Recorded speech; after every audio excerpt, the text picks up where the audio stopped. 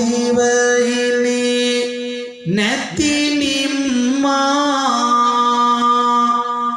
අම්මා කෙනෙකුට වෙච්ච විපත පෙර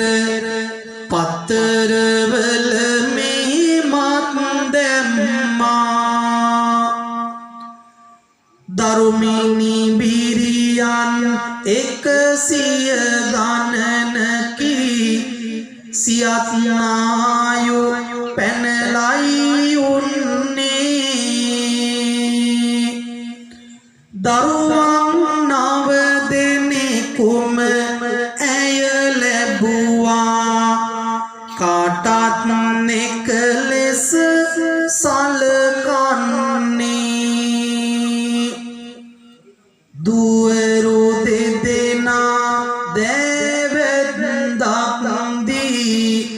දිගතලාවන් කර දුන්නේ පුතුන් දෙන්නත්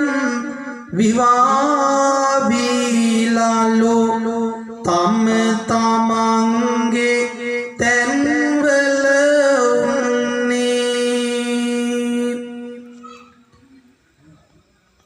පින්වතුනි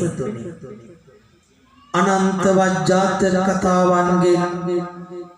බණ කතාවන්ගෙන් දෙමව්පියන්ගේ ආදරණීය ගුණ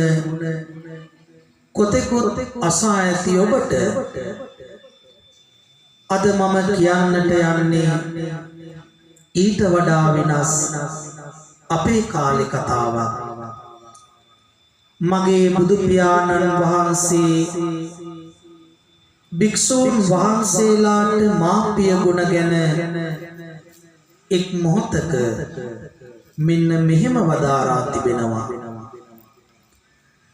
දින්නාං භික්ඛවේ න සුප්පතිකාරං